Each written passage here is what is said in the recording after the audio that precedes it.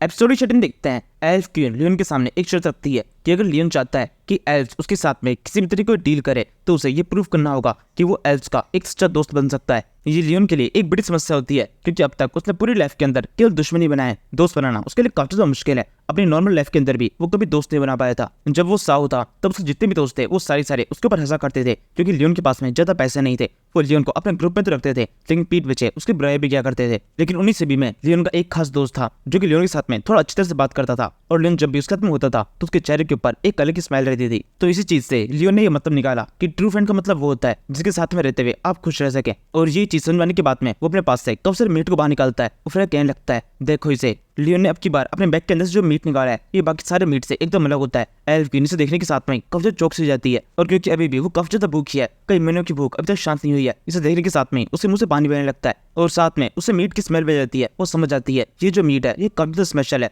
तभी लियोन उस मीट को सामने की तरफ उस चूल्हे के ऊपर रख देता है। मीट पकने लगता है और फिर पकने के बाद में जैसे एल्फ क्वीन उस मीट को खाती है उसकी आंखों से तेजी से आंसू बहने लगता है। पकने के बाद में तो ये मीट और ज्यादा स्पेशल हो जाता है। जो कोई भी एल्फ इस मीट को खा रहा है उसके ऊपर सेम ऐसे इफेक्ट हो रहा है जिसके तुरंत बाद इस मीट का रिजल्ट आता है। एल्फ क्वीन इसे खत्म करने के बाद बोलने लगती है ठीक है हम तुम्हारे साथ में डील करने के लिए तैयार है लेकिन अभी तुम्हें कुछ एल्डर से बात करनी होगी और उनके सामने भी सेम इसी खाने को पेश करना होगा। इसके बाद में हम कुछ देर बाद से देखते हैं ये सारी एल्फ लियोन को लेकर अपने विलेज के अंदर लेके आती है। 500 सालों से इस विलेज के अंदर आज तक एक भी ह्यूमन एंटर नहीं किया और अब जैसे कोई ह्यूमन यहाँ पर एंटर करता है सब जगह पर एक होल सा बन जाता है। सबके सब अपने घर की खिड़कियों से एक ह्यूमन को देखने लगता है। यहाँ पर एल सिटी के अंदर किसी ह्यूमन का आना इतना ही अजीब है जितना फ्रंटियर सिटी के अंदर किसी और का आना था। इसी सारे होल्ड के बीच में जेवर अभी भी बुरी तरह शांत है। वो ये सब कुछ देखकर अभी भी थोड़ा चौंका हुआ है। वो सोचने लगता है यहाँ पर मुझे लड़ने के लिए लाया गया था लेकिन जब इतने सालों पुरानी लड़ाई को केवल कुछ खाली सुलझाया जा सकता था तो बेकार में मुझे यहाँ पर लाने की जरूरत थी। मुझे कभी तो ऐसा लगता है इस पूरी दुनिया के अंदर सभी समस्याओं का केवल एक ही इलाज है वो है खाना। जिस तरीके से ओक्स को उनकी खाने के कारण बनाया गया था वैसे अब की बार ये एल्फ्स को भी इसी तरह से खाने के लालच में अपनी तरफ करने वाले हैं।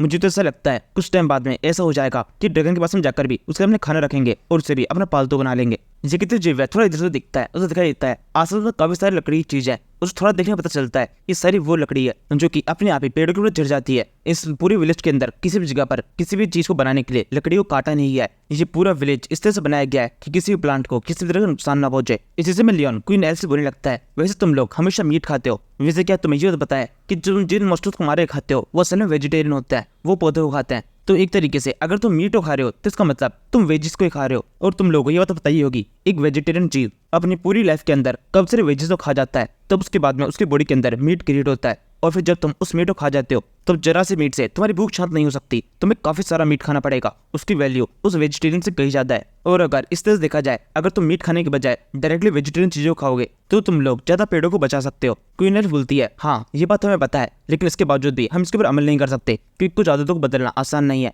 लियोन कहता है हाँ तुम बिल्कुल ठीक कह रही हो इन चीजों को इग्नोर करो और केवल मीट के ऊपर ध्यान दो जो कि मैं तुम्हें जल्दी ला के देने वाला हूँ। तुम्हें इतना मीट मिलेगा कि तुम्हें कभी भी इस सब को सोचने की जरूरत नहीं है। वैसे तुम्हारे एल्डर कहाँ पर है मैं जल्दी उन्हें भी बना लेता हूँ। जो सारा मीट मैंने तुम्हें खिलाया है वैसे ही जब मैं उन्हें भी खिलाऊंगा तो वो सारे भी मेरी बातों में आ जाएंगे। ये सुनकर दोबारा से क्वीन एल्फ के मुंह से पानी गिरने लगता है और उसे पता होता है कि यहाँ पर लियोन जो कुछ भी कह रहा है वो सब कुछ एकदम सही है। सारे एल्डर्स लियोन की बात मानने वाले हैं। और फिर अब यहाँ से एक छोटा सा टाइम लैप होता है। कुछ महीने बाद में हम दोबारा से फ्रंटियर सिटी का सीन देखते हैं जहाँ पर 2 बिल्डिंग्स क्रिएट हो चुकी है। लियोन को इन एल्डर से जो कुछ बात करनी थी वो बात हो गई और उसका रिजल्ट निकला है कि जितने भी एल्फ्स हैं इनमें से काफी सारे यहाँ पर फ्रंटियर सिटी के अंदर आ चुके हैं लियोन की मदद करने के लिए। लियोन इस टाइम पर इन दोनों बिल्डिंग्स के ठीक सामने खड़ा हुआ है। इन्हें देखकर वो कहने लगता है इन्होंने काफी अच्छा काम किया है बेरियान ने साथ में मिलकर। जिस टाइम पर मैं यहाँ में नहीं था वहाँ उस टाइम के अंदर ही 2 बिल्डिंग्स को क्रिएट कर दिया। लेकिन अभी एक छोटी सी दिक्कत है जल्दी बारिश का शुरू होने वाला है। कभी ऐसा हो सकता है बारिश का पानी इस कंक्रीट के अंदर घुस जाए उसके बाद जब सर्दी का मौसम आएगा तब वो पानी बर्फ के अंदर बदल जाएगा और फिर एक्सपेंड होगा। फिर जब दोबारा से गर्मी आएगी तो वो पानी दोबारा से रिलीज होने लगेगा। वो अपने लिक्विड फॉर्म के अंदर आकर वापस से कंप्रेस हो जाएगा। फिर सर्दियों के अंदर दोबारा एक्सपेंड होगा। ये प्रोसेस चलती रहेगी जिसे धीरे करके ये जितना भी कंक्रीट है वो सारा कब्जे तक कमजोर हो जाएगा जिसके बाद में बिल्डिंग जमीन पे गिर सकती है और अंदर जितने भी लोग हैं वो सबके सब घायल हो सकते हैं।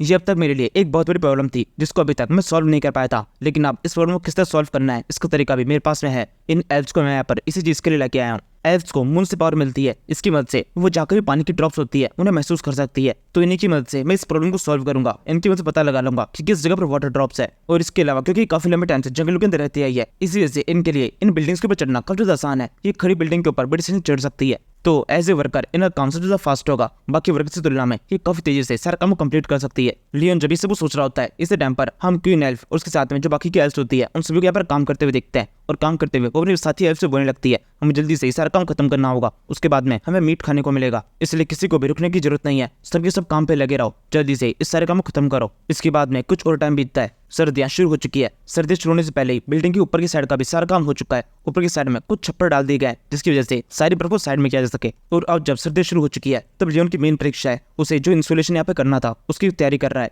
यहाँ पर लियोन अपने कवच साथियों के साथ में इस बिल्डिंग के अंदर एंटर करता है। उसके पास में एक बड़ा सा जग जैसा कुछ है जिसे दो और उठा रहे हैं, जिसके अंदर एक लिक्विड है। असल में ये लियोन को बनाया हुआ एक इंसुलेशन है जिसको लियोन ने उस ट्री के अंदर से बनाया था। लियोन को एल्सा ने ट्री के अंदर से जो इंग्रेडिएंट्स मिले थे उनके अंदर कुछ और चीजों को मिलाने के बाद में ये स्पेशल लिक्विड बना है। लियोन को लगता है इस लिक्विड की मदद से इस बिल्डिंग के अंदर हीट को रोका जा सकता है और हीट को और ज्यादा बढ़ाया भी जा सकता है। फिलहाल ये नॉलेज पूरी तरह से थ्योरेटिकल है। लियोन क्या इसको सही से कर पाएगा ये तो करने के बाद पता चलेगा। काफी सारे वर्कर्स इस काम में लग जाते हैं। फिलहाल तो ये सब कुछ पूरी तरह थ्योरेटिकल है। लियोन इस काम को ठीक तरह से कर पाएगा ये तो करने के बाद में पता चलेगा। वर्कर्स इस काम के अंदर लगे हुए हैं। जितनी मशीनें यहाँ पर लगी हुई है इंसुलेशन की मशीनें, उनके ऊपर इस लिक्विड को लगाया जा रहा है। और फिर जब पूरी बिल्डिंग के अंदर ये काम कंप्लीट हो जाता है, ऊपर तक के फ्लोर के ऊपर सब जगह पर ये लग जाती है, उसके बाद एक वर्कर बोलने लगता है पूरी बिल्डिंग में ये काम हो चुका है। लियोन कहता है तो फिर ठीक है, जल्दी से मशीन को चालू करो। लियोन के तकनीक के साथ में बेसमेंट के अंदर जो मशीन लगी होती है उसे चालू किया जाता है। इसी मशीन की वजह से सारी हीट ऊपर की रूम तक आएगी। मशीन को चालू करने के साथ में यहाँ पर जो सामने की तरफ मशीन होती है ये तेजी से गर्म होने लगती है। इंसुलेशन एकदम सीधे से काम कर रहा है। बाहर की साइड में काफी ज्यादा कम टेम्परेचर है। टेम्परेचर असल में इतना कम है कि मोटे कपड़े पहने बिना बाहर नहीं निकल सकता। वही इस रूम के अंदर इस मशीन के कारण टेम्परेचर इतना हाई हो चुका है कि सबके सब कपड़े उतार के बैठ जाते हैं, बल्कि उनकी पसीने भी आने लगते हैं। ये एक काफी चीज होती है। कुछ देर तक इस रूम में रुकने के बाद में सबके सब अंदर से बाहर निकलते हैं। लियोन आके बोलने लगता है अब जल्दी से ये बिल्डिंग कंप्लीट हो चुकी है तो फिर लोगों को भरना शुरू करो। जेवियर कहता है मास्टर लियोन मुझे बताइए सबसे पहले बिल्डिंग्स के अंदर किस किस तरह के लोगों को भरना है। लियोन अभी भी जेवियर ने उस टाइम पर जो कुछ भी साथ में गलत किया था।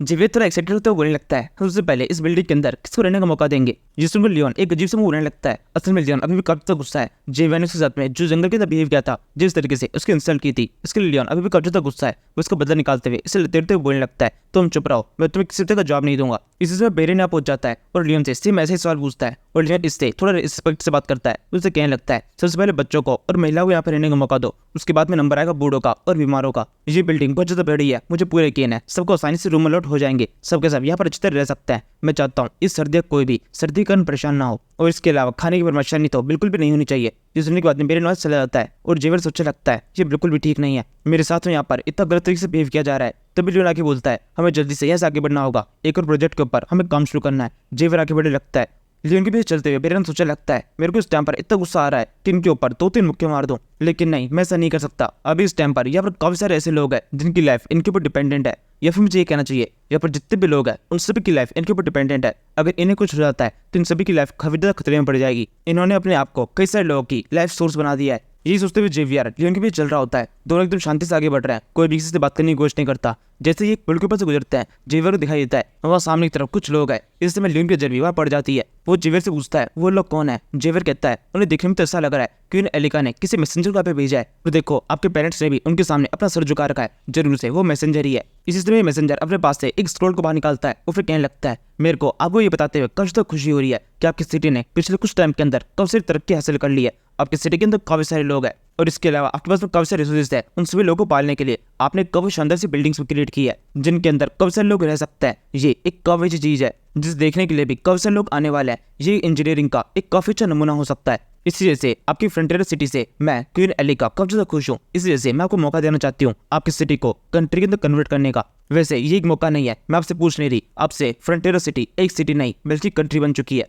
और यहाँ के लॉर्ड आर्कस आपको अब से बुलाया जाएगा काउंट आर्कस। ये आपके लिए एक नई उपाधि है क्योंकि आपसे आप एक सिटी के नहीं बल्कि एक देश के राजा हैं। ये सुनने के साथ ही बेरोन और मार्बेला की आंखों में आंसू जाते हैं और लियोन के चेहरे के ऊपर एक बड़ी स्माइल आ जाती है। उसे पहले से पता था कि जल्दी उनके पास में इस तरह कोई मैसेज आने वाला है। मैसेंजर आके बोलता है आपने पिछले कुछ टाइम के अंदर अपनी सिटी को जितना प्रोग्रेस किया है वो काफी शानदार है। कुछ टाइम पहले आपकी सिटी एकदम खत्म होने की कगार पे थी, आपके ऊपर वो ज्यादा कर्जा था, लेकिन अब आपने वो सारा कर्जा उतार दिया है। इसके अलावा दूसरी उपाधि जो कि आपने हासिल की है, आसपास एक सिटीज के साथ में भी आपके काफी अच्छे रिलेशन है, काफी सारे लोग आपके साथ में काम करना चाहते हैं। आपने अपनी सिटी के अंदर बिजनेस को काफी अच्छी तरह एक्सपेंड किया है। इसके अलावा आपकी सिटी के ऊपर 2 बार मोस्ट डोमिनो अटैक हुए, लेकिन इसके बावजूद भी आपकी सिटी के ऊपर कुछ हुआ नहीं। आपने काफी अच्छे तरीके से मोस्ट डोमिनो को टैकल किया और इसके अलावा आसपास सिटी को भी बचाया। काफी सारे लोगों को अपनी सिटी के अंदर जगह दी और इसके अलावा उन सभी को अच्छी तरह पाल भी रहे। ये सब चीजें आपकी सिटी के लिए एक अचीवमेंट की तरह है। इसी के लिए हम आपको एक रिवॉर्ड देना चाहते हैं। अब से लेकर अगले 20 साल तक आपको हमें किसी भी तरीके का टैक्स देने की जरूरत नहीं है। और क्योंकि अभी अभी आपकी सिटी एक कंट्री के अंदर कन्वर्ट हुई है, इसके लिए आपको अगले 10 साल तक हमारी तरफ से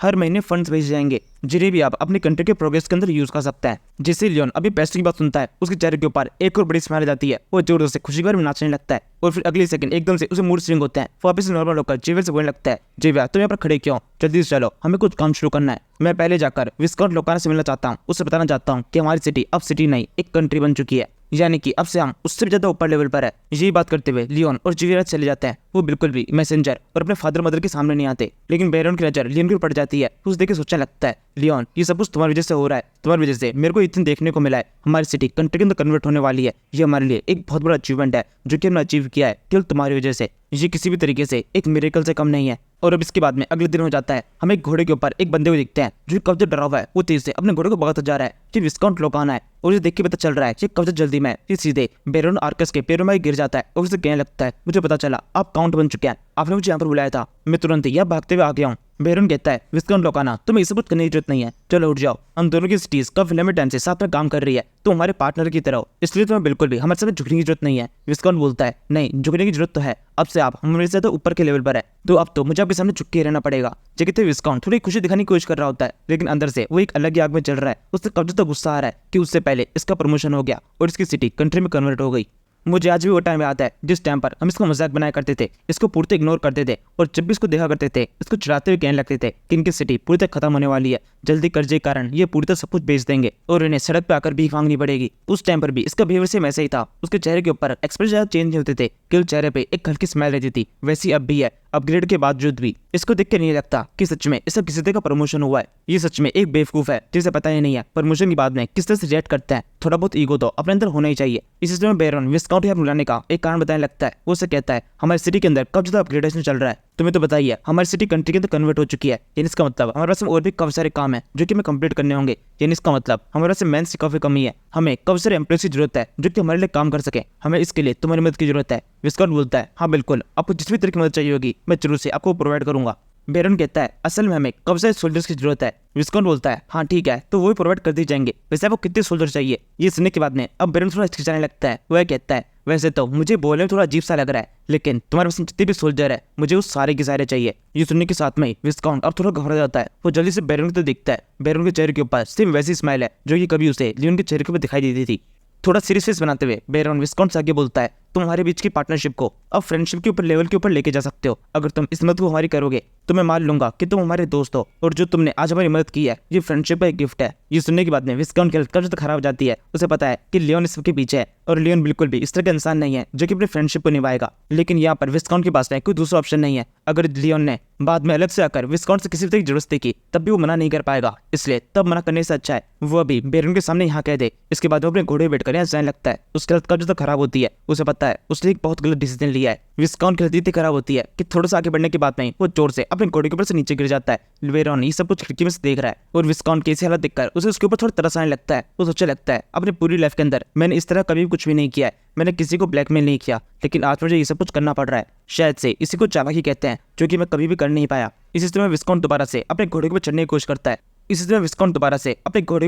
करता है। उसकी नजर बैरन के ऊपर पड़ती है। बैरन के चेहरे के ऊपर अभी भी वैसी इविल स्माइल है जैसे वो उससे धीरे से कह रहा हो, जल्दी से जाओ और अपनी सेना को भेजो। और यहीं पर ये एपिसोड खत्म होता है। Thank you for watching.